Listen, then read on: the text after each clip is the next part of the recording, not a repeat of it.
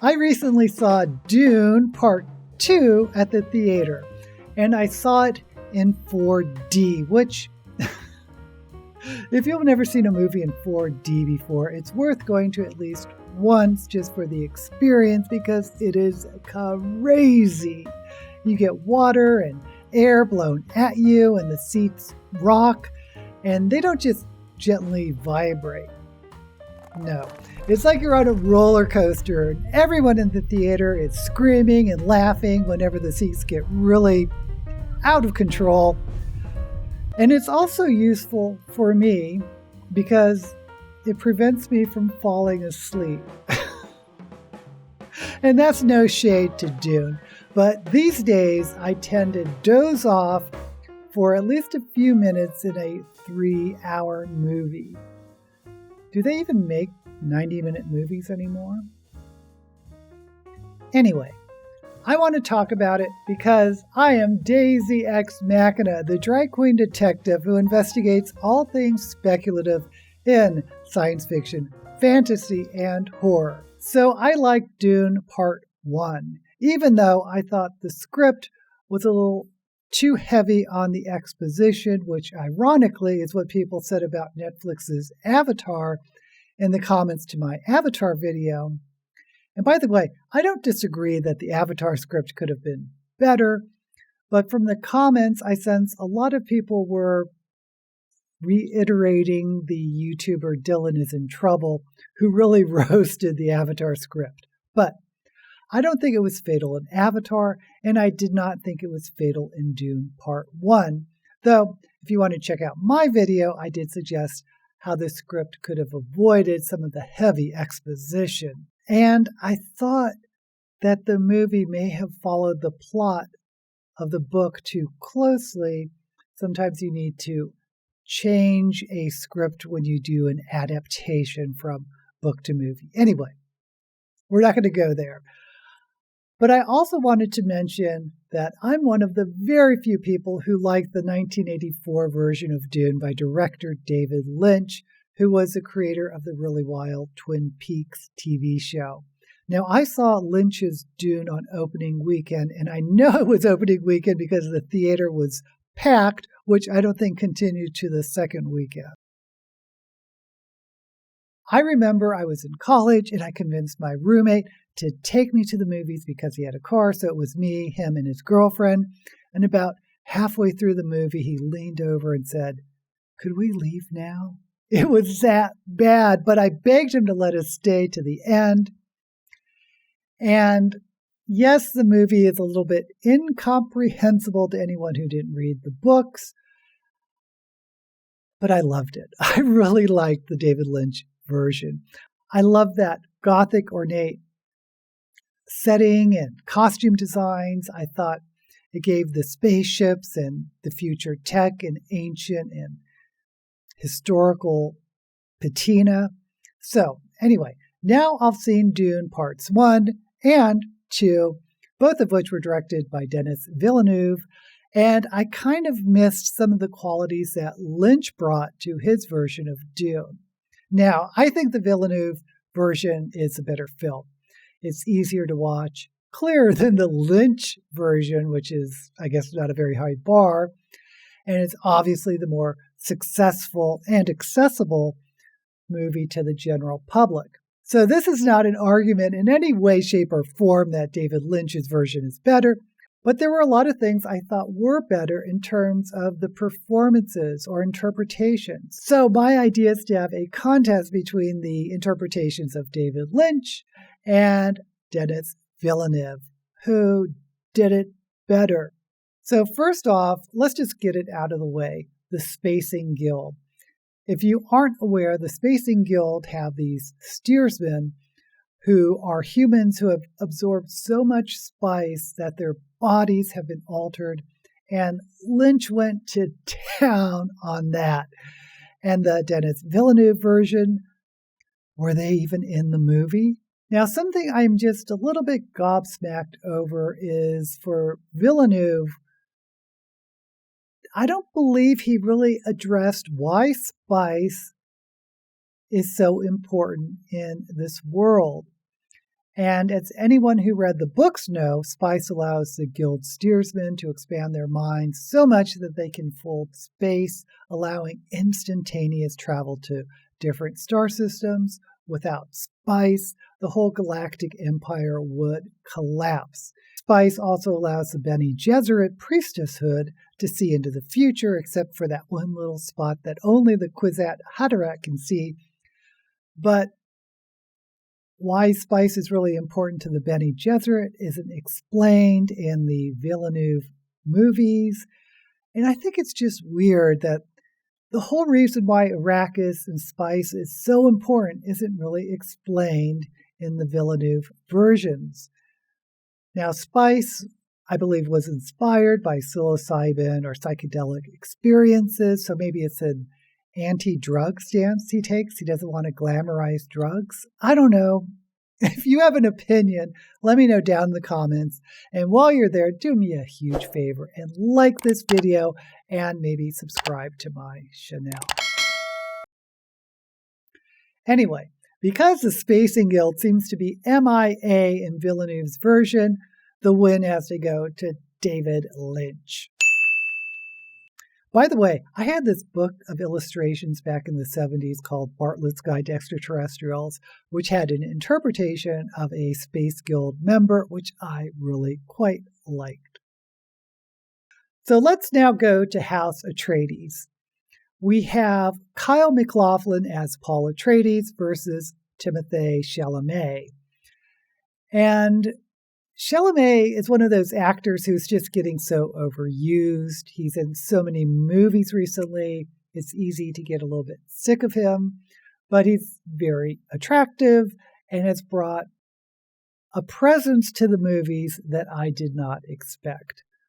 Kyle MacLachlan, I think, is one of David Lynch's preferred actors to work with. He was in Blue Velvet as well as Twin Peaks. I think he was wildly miscast as Paul Atreides. I mean, both of the actors are too old to play Paul Atreides, who is 15 years old in the book, but even so, MacLachlan really didn't feel anywhere near the part, and I have to give it to Timothée Chalamet. Next is Paul's father, Duke Leto Atreides. Jürgen Prochnow was in David Lynch's version, and Oscar Isaac was in Villeneuve's version. And I think both actors look the part, so this is really, really close because their interpretations were really similar too. But one thing that I always thought was weird about choosing Jürgen Prochnow was his heavy German accent. No one else on the entire planet of Caladan had a German accent, and this is supposed to be the Atreides family homeworld. So I'm just going to give it to Villeneuve. Next we have Duncan Idaho, played by Jason Momoa in the Villeneuve version, and Richard Jordan in the Lynch version. I mean, we don't really have to think too much about this, right? Jason Momoa, his body and his presence makes him totally believable as the weapons master of House Atreides. Richard Jordan, not so much. Point to Villeneuve. And of course, there's Gurney Halleck. This one kills me because I love Patrick Stewart, who was in the David Lynch version. Villeneuve's version has Josh Brolin. Gurney is a military advisor in House Atreides, and he's also one of Paul's teachers. And I have to say, Josh Brolin really pulls it off much more than Patrick Stewart's performances. Point again to Villeneuve. Then we have Dr. Yui, who has gone through Suk Imperial conditioning so he can do no harm. So he has that diamond tattoo on his forehead. Spoiler, he can kind of get around that. Anyway, another tough choice because it's veteran actor Dean Stockwell in Lynch's version and Chang Chen in the Villeneuve version. I think both actors turned in a solid performance, but Dean Stockwell just brought a little bit more gravitas, so point to David Lynch. Now we turn to the Mentats, who are human computers, and we have two important ones in the Dune story. The first is Thufir Hawat, played by Freddie Jones in the Lynch version, and Stephen Henderson in the Villeneuve version. Now, I really don't think Villeneuve did justice to the Mentats. And again, I have to wonder if it's because he doesn't want to show drugs in a positive light. But Mentats drink this mind-altering liquid that stains their mouths red and allows them to become these super-thinking human computers. Sector 680, copy the 6th, the sum of the 8th, the quadrant of the 9th, plus 84 circles, read the 8 and call the 4th, copy.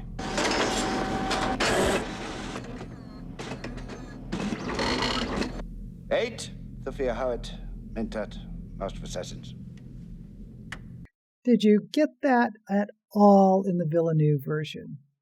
I did not. Also, Freddie Jones was amazing in the Lynch version, while Stephen Henderson might as well have sleepwalked his way through the roles. Point to Lynch. The other Mentat was Peter DeVries of House Harkonnen, played by Brad Dourif in the Lynch version and David Dastmalchian in the Villeneuve version. I mean, Brad Dourif ate the scenery in the role of a twisted Mentat. It is by will alone I set my mind in motion. It is by the juice of safu that thoughts acquire speed, the lips acquire stains, the stains become a warning. It is by will alone I set my mind in motion. Point to Lynch. Personally, I don't think Villeneuve gave any sort of effort to interpreting the Mentats, which really did a disservice to the actors. Now, if we talk about Mentats, we have to talk about the Bene Gesserit. Again, the power of the Bene Gesserit Reverend Mothers comes from spice, and I'm not sure if that's clear in the Villeneuve version. But we have two important Bene Gesserits in Dune. The first, of course, is Lady Jessica, the concubine of Duke Leto and mother to Paul. And she is played by Rebecca Ferguson in the Villeneuve version and Francesca Annis in the Lynch version. There's no contest here. Francesca Annis has the poise and presence of Lady Jessica that Rebecca Ferguson just does not have. Who played Jessica as weepy and weak? It was a choice. It was not the right choice. Point to the Lynch version. The next is Reverend Mother Gaia Celine Mohia, the truth sayer to the Emperor and top of the Bene Gesserit hierarchy. In the Lynch version, she's played by Sean Phillips, and in the Villeneuve version, she's played by Charlotte Rampling. Again, there is no contest. It has to go to the Lynch version. Sean Phillips is amazing. Her voice is so rich. I could really believe her as a woman who may be the most powerful person in the universe, controlling the levers of the Empire from behind the throne. Also, I liked how the Reverend Mothers in Lynch's version, when they drank the water of spice, lost their hair. It was a nice touch to differentiate the Reverend Mothers from the other Bene Gesserits. In the Villeneuve version, it seemed like only the Reverend Mothers on Arrakis took the water of life. Again, if that's the case, why is spice important? Why do the Bene Gesserit care? It's baffling. Okay, there's actually one more Reverend Mother we have to talk about, at least briefly, and that is Alia, the fetus that Jessica is carrying that became a Bene Gesserit Reverend Mother when Jessica took the water of life. A huge plot point in the books, and one of the creepiest characters because she's born as a fully cognizant Reverend Mother in this little baby's body. Lynch used child actor Alicia Witt. Villeneuve never let her be born, which was weird. Did he think he couldn't do a talking baby? I don't know. Point has to go to Lynch. Next, we have House Harkonnen, who are our super evil bad guys. And we do get two interpretations. But let's start with Baron Vladimir Harkonnen. It's Stellan Skarsgård in the Villeneuve version and Kenneth McMillan in the Lynch version. In the Lynch version, the Harkonnens have this really bright red hair. And in the Villeneuve version, they're all bald. As for the actors, I thought there were problems with both the Barons. In the Lynch version, Kenneth McMillan chews up the scenery, but he plays Baron Harkonnen almost like an evil cartoon character. Stellan Skarsgård goes in the opposite direction, playing him somber and cold. I kind of wish we could somehow mush them together and get some sort of middle ground. I also think it's interesting that Villeneuve steered clear of the Baron's sexual obsession with young men, except there was that one kiss with his nephew. Lynch decided to take the homosexual undertones to killing anyone he was attracted to. Was bizarre. And for, I guess, the modern audience, I get it. It's not great representation of the LGBT community, but come on, some of us can be villains. But I can understand why it was hard to interpret. Anyway, moving on. Yes, I had issues with both Barons, but I think I'm going to give it to the Lynch version. At least that Baron was a little bit more amusing to watch. Then we have the Baron's two nephews. Beast Raban was played by Dave Bautista in Villeneuve's version and Paul Smith in Lynch's version. Both interpretations were really similar, but I think I have to give it to Dave Bautista here. Point to Villeneuve. And finally, there's the Baron's more attractive, yet just as insane nephew, Fade Rotha. I mean, he's played by Sting in the Lynch version. Do we have to go further? In the Villeneuve version, it's Austin Butler, and with that bald head, I kept thinking of Pennywise. Butler was fine, and it's a small role. I guess that calls more for mugging than acting, but Sting was at his height. It has to go to Lynch. Moving on to the Fremen, we have to talk about Chani, Paul's love interest. She's portrayed by Sean Young in the Lynch version and Zendaya in the Villeneuve version. One thing I thought was interesting in Villeneuve's interpretation was the use of Chani as a warning against foreign messiahs, especially ones made up by the Bene Gesserit. Now, in the original book, Dune, that was more of a focus in the second book, Dune Messiah. Anyway, I really approve of that interpretation by Villeneuve and Zendaya and think it was really well done. Zendaya just did a terrific job.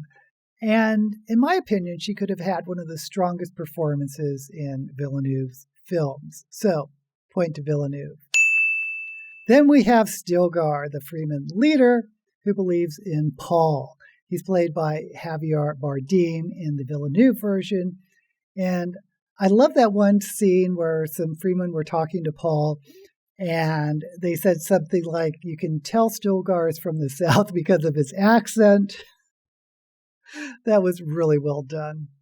In the Lynch version, he was played by Everett McGill, who again is someone I thought was wildly miscast. He didn't have the feel of Stilgar at all. Point to Villeneuve. Then there's the Showdown Mapes, a really small character. She's a Fremen housekeeper, played by Suad Fares in the Villeneuve version, and Linda Hunt in the Lynch version. I mean, Linda Hunt. Who are you? I am the Showdown Mapes, the housekeeper.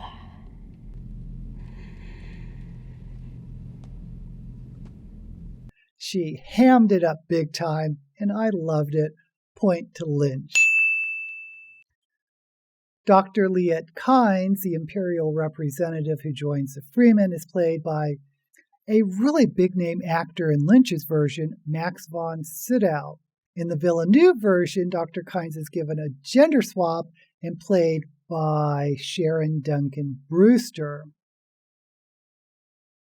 Neither of them really stand out, but I have to give it to the Villeneuve version. Honestly, I don't think Lynch really got the Fremen. And finally, there is the Emperor's House, Padishah Emperor Shaddam IV is played by Jose Ferrer in the Lynch version and Christopher Walken in the Villeneuve version. Now, I really love Christopher Walken. He's had some of my favorite performances, but he is not the Emperor. I think he may be the biggest miscast in Villeneuve's version. He doesn't bring any of the gravitas and presence of Jose Ferrer. Point to Lynch. Finally, there's Princess Irulan. She's played by Virginia Madsen in the Lynch version and Florence Pugh in the Villeneuve version. I'm just going to give it to Lynch. Again, I think Madsen has, I'm just going to say presence and gravitas, once again, that I think was needed for that role. So let's see. It is Lynch 12 and Villeneuve 8. Does that mean anything? Probably not. I think there are some choices that Villeneuve took that I don't really think jived with the story, like not emphasizing why spice is so important, or how the Mentats are human computers, or not letting Jessica give birth to Elia so we can see the abomination that everyone is talking about. Sometimes I had to wonder if some of Villeneuve's decisions were just to go in a different direction than Lynch, so there couldn't be a comparison. I don't know. But again, overall, I think Villeneuve has the better movie or movies.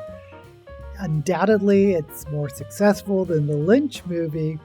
But I have to say, I preferred many of Lynch's interpretation much more than the Villeneuve interpretations. What do you think? I'm especially curious for those of you who read the books, what you thought of either movie. Let me know down in the comments. Until we meet again, may all the movie adaptations you see be